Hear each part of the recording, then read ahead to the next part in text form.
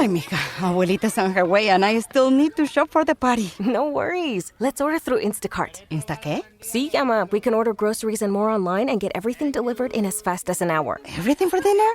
Carne, tortillas, limas, plátanos. Claro. Anything else? Just make sure the plátanos are ripe. Get groceries delivered same day with Instacart so you have more time for family. Visit instacart.com or download the app to get free delivery on your first 3 orders. Offer valid for a limited time. Minimum order $10. Additional terms apply.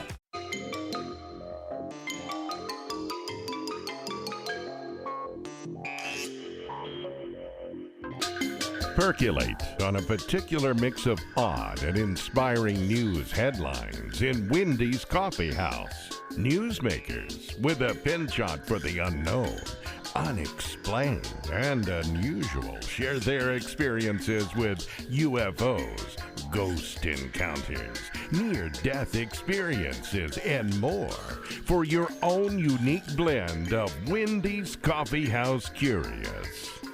And now, here's Wendy. It's Wendy's Coffee House already. Time, New Year. Wow. Where'd it go? We're already in 2020. It's going to take me till about June to remember that. But right now, if I say it and look at the clock, because the clock says 20, then we're good to go. My guest, Lura Ketchledge. And I've talked with Lura before, and I wanted to go back because she's done so many things, a lot of projects, a lot of stuff. She's got a novel series, a trilogy now that deals with near-death experiences, because guess what? She's had one. And so I wanted to get back in touch with her and talk about everything that's happened, because I think when we first connected, Lura, you were trying to sell your haunted Kentucky horse farm. Yes. Yes, I was. And thank you for having me on the show today, Wendy. You're welcome. You're welcome. It's been a while. Okay. You sold the farm, right? Yes, I did. Okay. I certainly did. I saw the audio on that with the interviews and stuff, and you had some really wonderful, this is like textbook evidence of hauntings with full-blown apparitions, the whole 9, orbs flying all over the place. Yes, I had 5 separate paranormal investigation teams that were unrelated, and they found Class A EVPs, videos of orbs, documented paranormal activity, and I used that I submitted it to My Ghost Story, and My Ghost Story caught on camera, and I was on both of those TV shows. There's one that you said you actually were invited back twice. Yes, My Ghost Story. Okay, so with this, I think it's fantastic. Now, I read, and you said the follow-up was that nobody had any more experiences, like once you were gone, they left. Well, I came back to Kentucky to visit a friend, and went up to the new owners and talked to them at the home, and they said they had no paranormal activity at the house, and they were very happy with the farm. So I felt really good about that because it was a young family. Yeah. And when I moved to Florida, the paranormal activity followed me. That was what I was going to ask. This is what's interesting, because I've had some people, and recently somebody said they were moving and they said that they had a ghost. They were attached to the ghost. As a matter of fact, they'd done a lot of things to make sure the ghost was happy, which sometimes it's just the lengths people go to, because for one thing, it gives them validation that we're more than the body and that things happen that we can't explain. And just because somebody else doesn't see it doesn't mean it isn't happening for you. And so what the question was, can we take our ghost with us? My sense was that the ghost had an attachment to this house and there was something else going on. And they came back and said, yeah, the ghost said that it was too much energy to keep putting out that same kind of activity, and they were going to have to back off anyway. But the long story short, no, the ghost wasn't moving. So different exposures, whether it's somebody who's been in the house before, whether it's temporary, like I've had it happen from the cemetery down the street. Some of those folks go visiting. It's so unique, but I think part of it is that you had a near-death experience, and I think that gives you a little bit more awareness than some others might have because of that sensitivity. And maybe we need to get back into what the near-death experience was and how that happened. Well, my near-death experience was over 40 years ago. I was in Centerville, Virginia, riding a horse that was above my abilities, going way too fast, thinking I was a better rider than I really was. I didn't just fall off the horse. I was launched into midair when the horse stumbled, and I went face first into a ditch with rocks. And I was killed in the accident and then resuscitated. Okay. With a horse? Yes. All right. And see, I had my own experience, not near death, but I have a nice scar on my leg going around barrels that I thought I could go around, and the horse wasn't quite sure. I've been clobbered a few times myself. Yeah. A scar on the face because I got between the mare and her foal because she was doing the pecking order thing, and I was in the wrong order. It wasn't intentional, and I thought, so I learned boundaries and space. But falling off with that, what happened in your recovery? Did you, in mobility, all that stuff, did it involve a lot of rehab? No, actually, I just don't know how I came out as unscathed as I did. I mean, I broke my nose and I broke my finger, so I got a lump on my nose and a crooked finger, and I was black and blue from head to toe. I mean, I was banged up, sore, bruised, sprained, but I should not have theoretically survived the accident. Glad I did, or we wouldn't be speaking. Yeah. A lot of people have like full-blown memories of, I was given a purpose, I need to do this, I need to do that. And then there are also the residual things of increased psychic ability. Paranormal activities are more likely to be in proximity. You're either aware of them or they happen more often with somebody who's had a near-death experience. At least that's what P.H. Atwater has discovered in her volumes of research, saying, hey, there's something going on here, and it does make a difference. Have you noticed that? Well, before my near-death experience, there was nothing psychic that happened. I had an accident as a kid and left my body and watched the accident for a few seconds, but no residual after effects. So when I had my near-death experience, which was really tough for me to grapple with because Wendy, it was before the Internet. I hadn't read Moody's book on near-death experience. I didn't know what had happened. Wondered if it was a dream or hallucination, but I knew it was more. It was only after my near-death experience that I had some increased awareness. I'm not a psychic. I don't have the magic crystal ball. I have more questions than answers, but it was definitely after the accident things changed. There was a shift, I don't know, in my energy or what, but I was able to perceive more, and that I clearly knew that I was more than my physical body. So you had this diagnosis, and that's where the movie about zombies came into play. Can you recap for that? Because that was... Well, yeah, I've had... Yes. As most Americans, if you have a pre-existing condition, getting health insurance is a hellish experience. And I was having real problems with health insurance for years until my Obamacare kicked in. But, I was kind of broke, and I needed a very, very big surgery, and then I needed all this chemo afterwards, and my medical insurance wouldn't pay for it. So being broke and desperate, this is America. I thought, well, there's nothing more American than making a zombie movie, and and then the zombie movie, the big pharmaceutical company, in their greed, decided to, start this pandemic to make money. So, I had a little, joke with that. I worked in television. I like to write. I've written books. So I made the movie to try to cover my chemo expenses. Okay, yeah. See, that's not where the first, my first thought when you said, well, I had chemo and I had to do this, and so I made a movie. What? And not only that, this is, if you want to check it out, another apocalyptic zombie movie. Okay, it's pure camp. It's fun. You look like you had a great time. And so is there going to be a sequel? Oh gosh, no. Then I don't think I could survive a sequel and wrangling 200 people and a lot of zombies, 200 actors. No, I made the movie on a lark to try to pay for my medical expenses because my books weren't ready to publish. Mm-hmm. But I'm going to go in another direction. This winter I'm starting near-death TV. And hopefully pitch it to one of the networks, and it's going to be exploring the after effects of near-death experience. You are that's spot on. That is just spot on. And so, yeah, I interrupted because I'm excited. Oh, thank you. You're probably the only person in my fan club, but thank you. It's a start, okay? It's a start. We'll grow.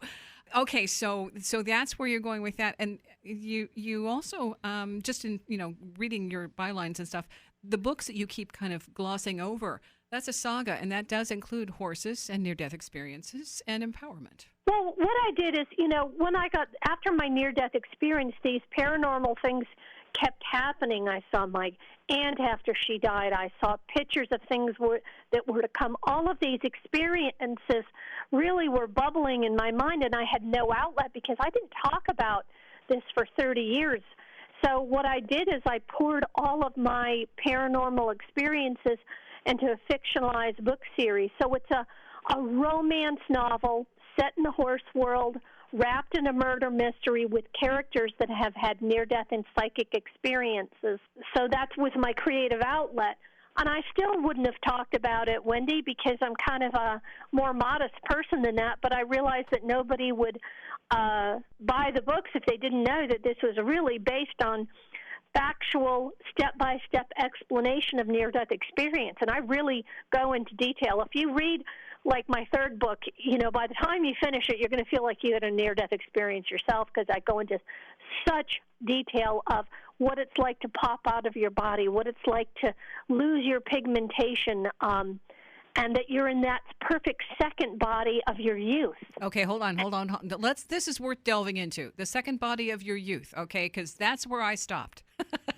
Okay. Hold on. Cool. Okay, we're talking with Lura Ketchledge and her website, Lura Ketch, KETCH.com. Check that out while we're on break. In the meantime, we're going to come back and talk a little bit more about this second body thing that probably has no illness and no scars, no blemishes, perfection.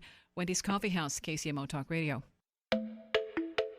KCMO Talk Radio, Wendy's Coffee House. My guest, Lura Ketchledge.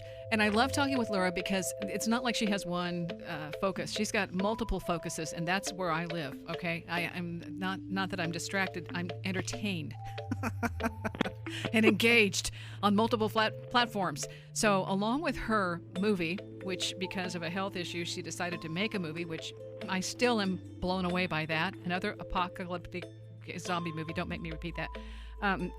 That's just the tip of the iceberg. And aside from that, though, when we were talking about your near-death experience, you got into that being out of body in that other perfect form.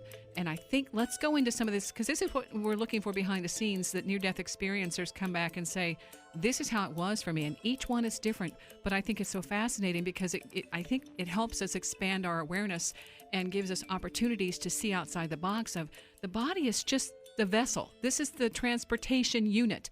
There's so much more that goes along with that, and you got to experience that. So go back to that out-of-body phase, and what was that like? Well, I wanted to tell you, preface this. When we are all, what I learned is that we're all immortal spiritual beings going through a journey in physical reality and a physical body. And when we leave this physical body, we return to our original state. But the most fabulous part of this is when I left my physical body, I was a better me. I mean, I was a me without any physical illness or flaws. I was my perfect self, and my hair was longer and thicker, and I was young. The longer, thicker hair part. Okay, there you go. Yeah.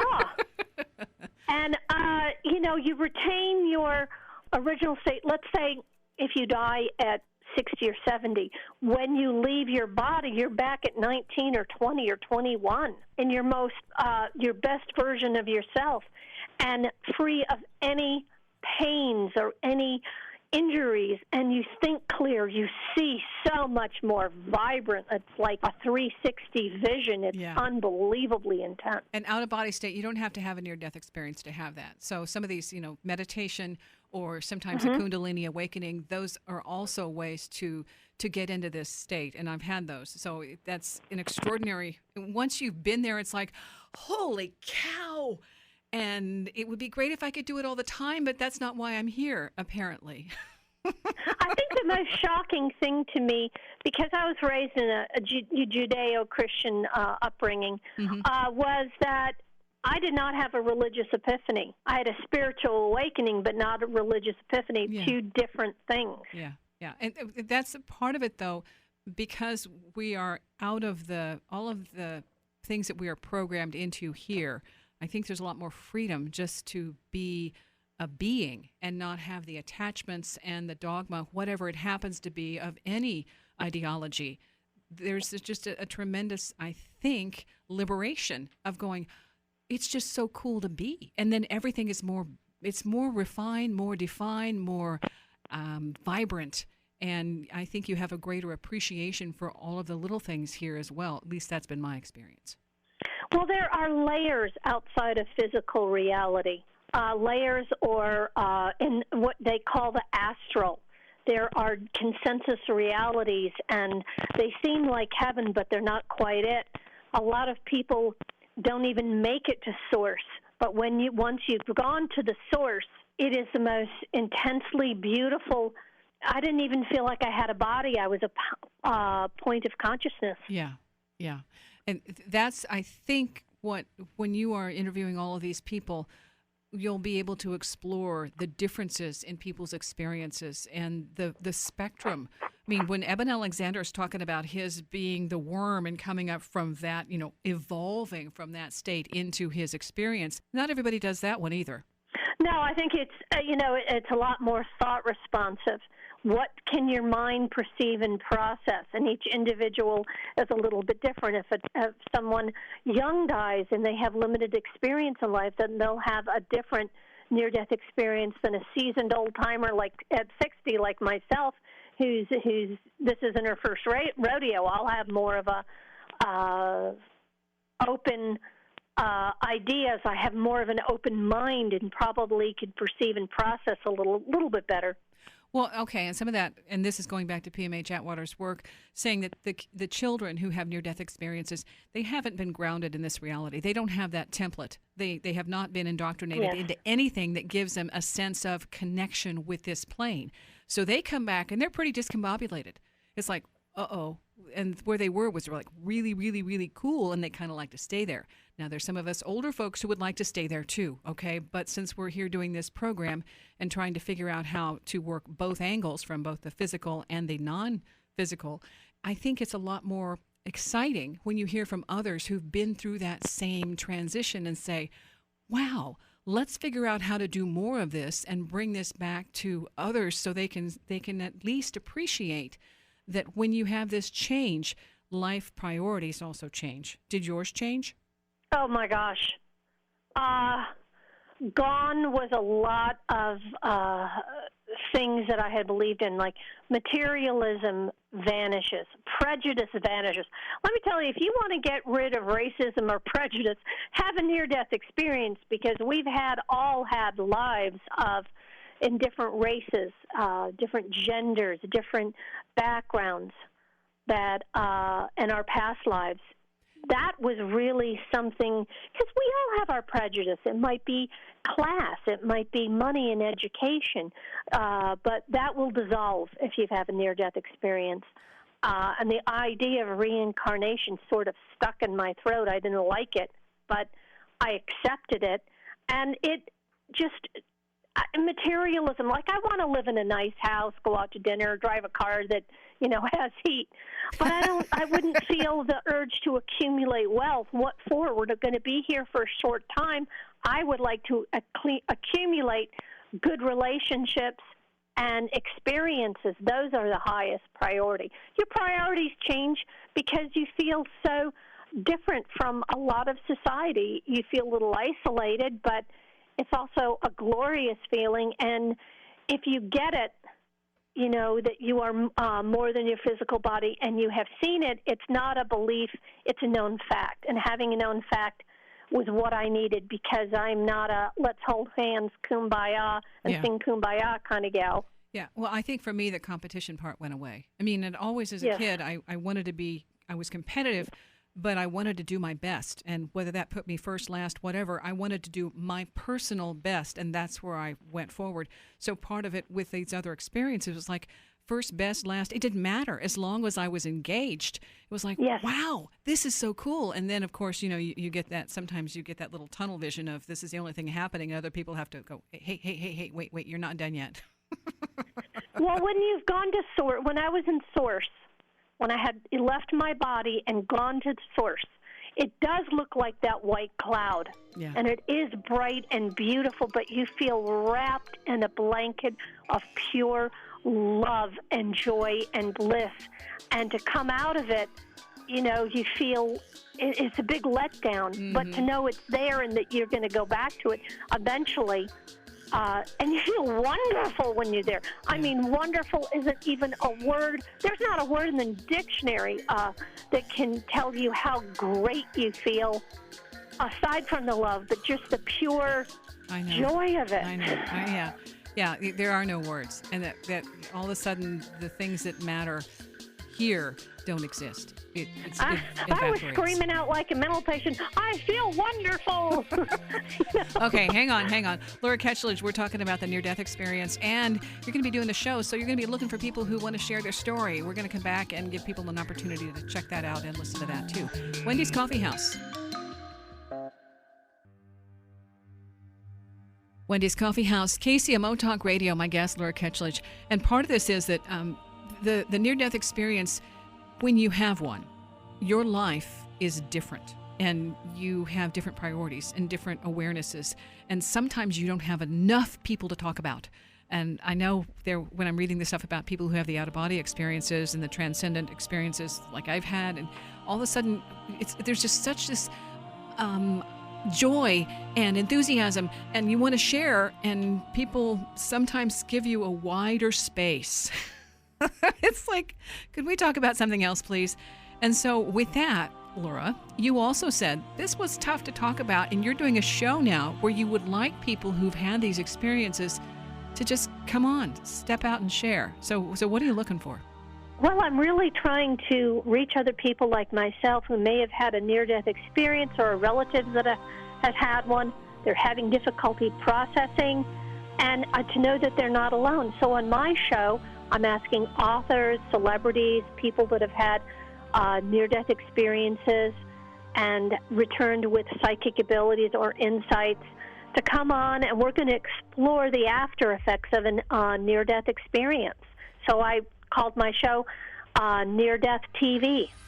Excellent. Okay, now a time frame for this. Because we're obviously we're recording this at a certain date, and when do you? I'm going to be doing I guess about 40 or 50 interviews starting this March that you can find on the internet, and I'll be on my social media. And then after I do those interviews, I'm going to take the treatment that I've written for making this a reality TV show, and I'm going to pitch it to the networks.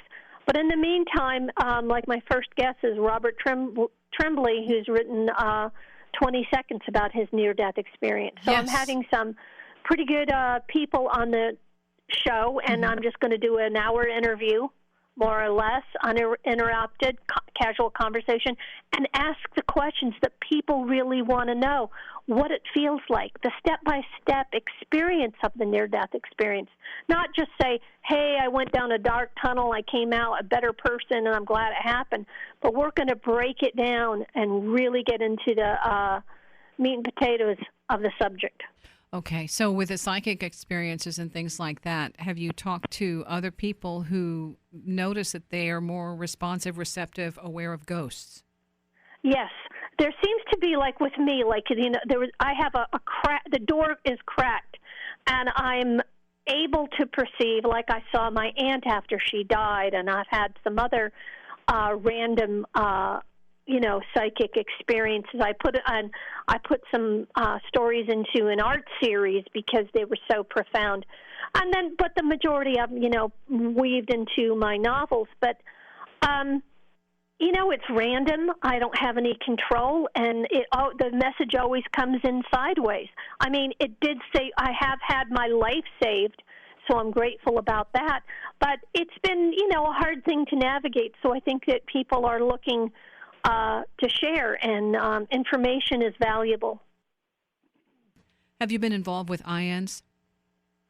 No, I have not. Okay. I'm going to be looking into it this spring. Okay. Well, that part, there are groups out there who are tremendously supportive. The Near Death Research Foundation, I think Jeffrey Long is the person that I started looking into this stuff back in the mid-'90s.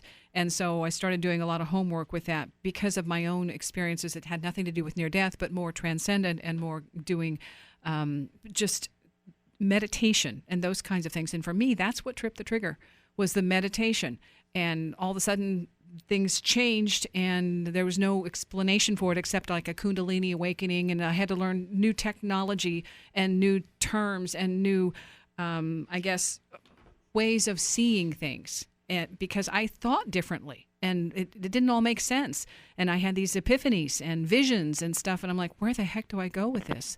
That's what I think you're looking at in a lot of these cases, is that there isn't one way. There are multiple ways and experiences, and I like that. Oh, absolutely. Hemisync, I followed up my near-death experience with starting to do a lot of hemisync meditations. And, 9 times out of 10, nothing happens. But when it does, it's priceless. And it does change the chemistry and the way you think, and you're more open.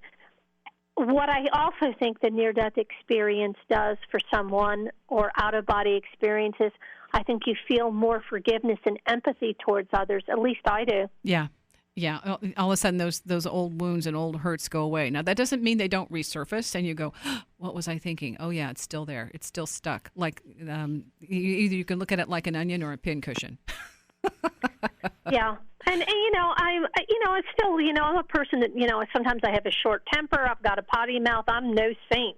I'm just a regular person who happen to have these experiences. And, I try to have a creative outlet with it. But I also, I want to kind of share a message. I think part of it is there's more humility and more, I guess, forgiveness of yourself for doing stupid things that you should not have done and did anyway. You realize that, well, okay, if I'm doing that, somebody else might be doing the same thing. And so instead of immediately rushing to judge and criticizing and wanting to, get back at somebody, you go, yeah, maybe that's what I did. And that might have been how that looked when I did it. Whoops. I think there's just more of that awareness. When you are doing these sessions with your writing and your art, because you have the near-death art, the phone. What is the phone? Well, I did a collage impressionism piece of artwork with the telephone that was ringing by itself that got me on my ghost story Caught on Camera in 2012. This phone is an antiquated phone that I had because when the power goes out, when you live in a rural farm community, you need to have your telephone. Mm-hmm. And the phone would ring, and it wasn't plugged in, and there were no batteries in it. So I had these experiences, and I had a friend over to the house, and the phone rang, and she said she saw a mist around me. And then all of the electronics in the house, like the TV went on and off, and the burglar alarm went on and off, and she never came back to the house. It just was some sort of conduit, or I don't know, but I thought it would make a great piece of artwork, and I liked doing it, and I got to tell my story about the haunted phone. Yeah, absolutely. And that's why I'm like, okay, that's, I think, the hardest part for people to understand. These anomalies happen, and they don't make sense. They don't fit into our paradigm, and they continue to happen. And somebody who's had these experiences sometimes does set off electronics, sometimes does have these weird experiences, and so far our science doesn't have a way to account for that. Well, I want to share something funny.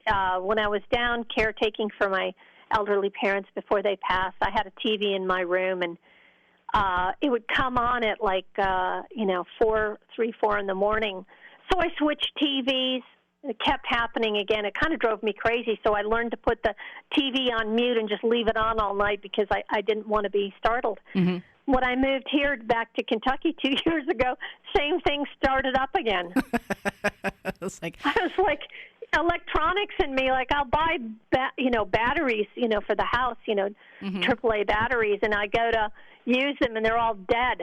Yes. All the batteries in the house drain out mm-hmm. within sometimes days, but it's usually after there has been some sort of paranormal activity. So, I have to I have to laugh at some of these things, but it's a different energy level, a different logic, a different in non-physical reality that we can't perceive. We don't understand the physics of that quote dimension. But if you think about it, and I'd like to really explain something, physical reality is like the dermis. It's the outer skin. Mm-hmm. And when you die, you go into a less dense reality, but it's all in the same place. Sometimes I'm really not a good explainer. I can write this out better with one of my characters, but every layer you go through is less dense and more thought responsive. But the reason you can perceive like somebody who's died, because they really haven't gone that far away from you. Yeah. They're just in a different dimension, but in the same space. Does that make sense, Wendy? Yes, it does. Hang on just a minute. We're going to take a quick break. We're going to come back. My guest, Lura Ketchledge, talking about near-death and all sorts of other paranormal elements. Wendy's Coffee House, KCMO Talk Radio.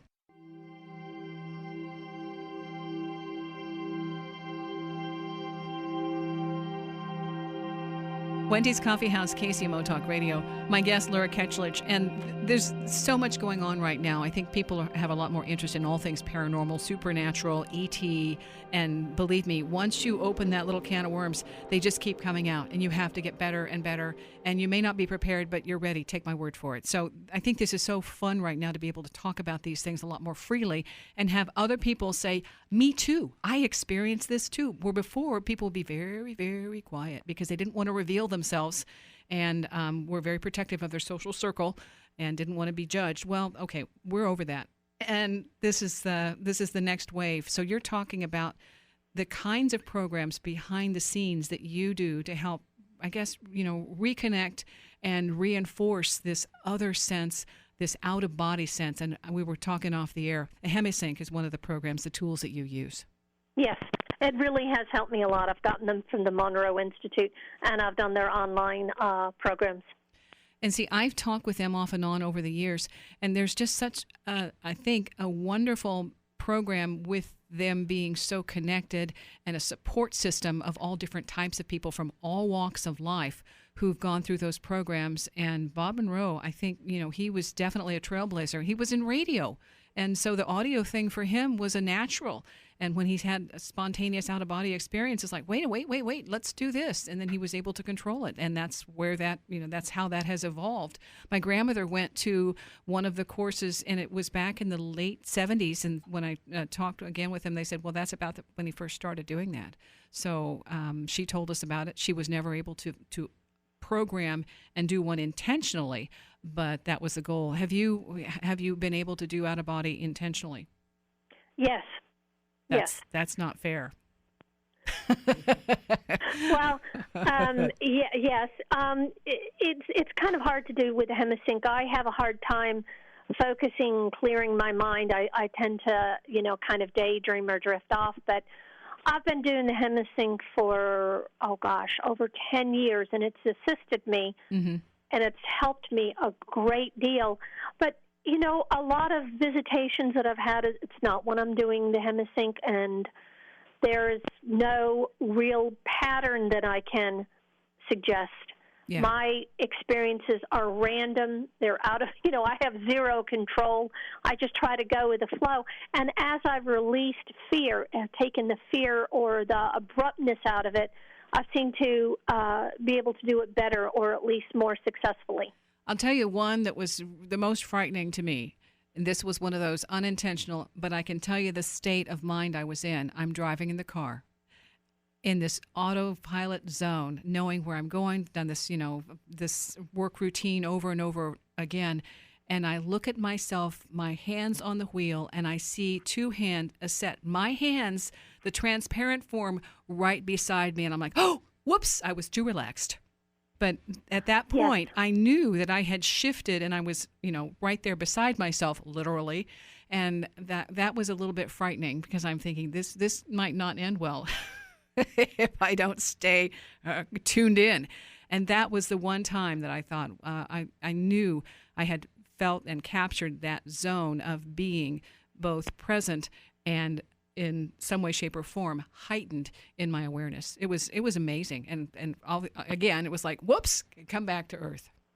The astral body is just an identical self. It's just a second body. That is the body that leaves the physical when we pass away.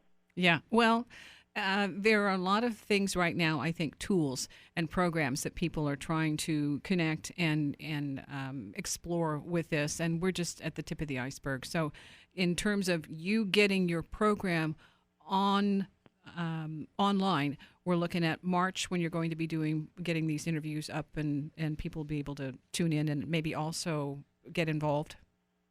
Yes, and they can contact me at through my social media, or if you're an author or celebrity or someone who's got a documented article out there, I would like to consider you for the show. I'm looking for new people.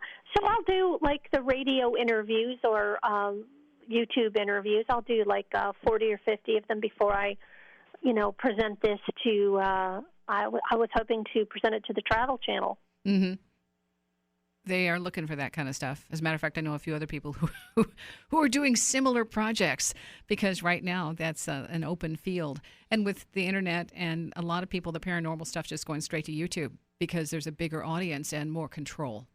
So that's another way of doing it. Yes, and I'd like to have, like you have, we don't have a scripted dialogue. This is a free, natural flow conversation, and I think that is wonderful because you get the real crust of the conversation. Well, it's more organic, okay? And I would like to edit myself, but it's like having that second version of myself in the car going, whoops, I'm too relaxed. Maybe I should focus. So focusing now, where do they connect with you? Is it luraketch.com? Is that the best way? Yes, and luraketch.yahoo.com. I'll take the emails there, and if they're interested, to go to Near Death TV or neardeathart.com, you can go to the website and you can read the articles and listen to the articles as well as look at the art. But I'm really excited about doing Near Death TV. I think it's meaningful. It's going to be a meaningful part of my life, an important part of my life, and I want to give back if I can. And I had a real struggle, as I told you, Wendy, after my near-death experience and psychic revelations. I went to a therapist. I was so shook up because I just couldn't process it. Luckily, I went to the right therapist, and she said, read Robert Monroe's books. It'll give you some clarity. Mm-hmm. She said, other than being a little neurotic, you're perfectly healthy. And I've had other people that have left their body and seeked, counseling because it's just uncharted territory. And this is before the Internet. Yeah. So I felt so alone and isolated with this. I didn't even share it with my husband.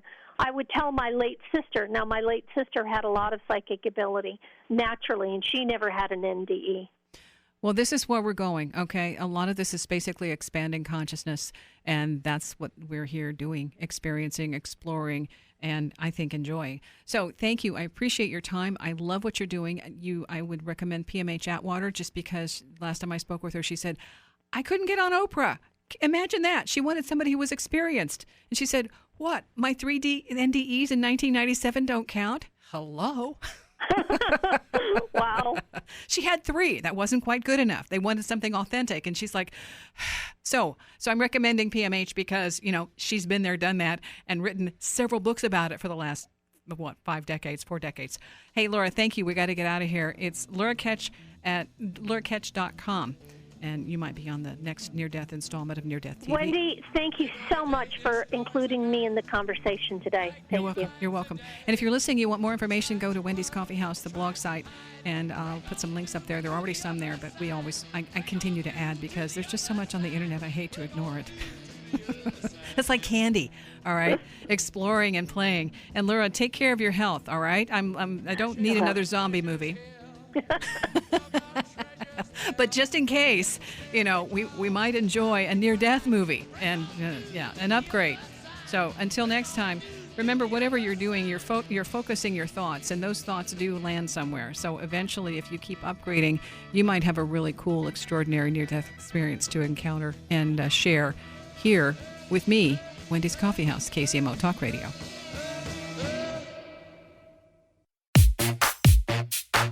I'm at the football game. I'm at the grocery store. What? I'm at the combination football game and grocery store. Wait, you're at the football game? What? And the grocery store? Nah, I'm at the combination football game and grocery store. Groceries through Instacart, delivered to my door. I don't have to choose between football and the grocery store.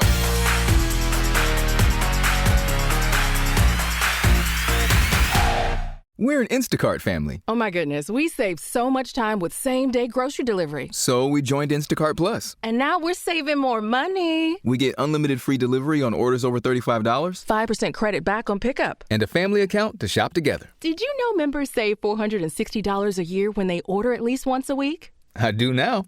See how much you'll save. Visit instacartplus.com for 2 weeks free. Average savings exclude membership fee. Individual savings may vary. Credit back excludes alcohol. Paid membership auto renews. Additional terms apply.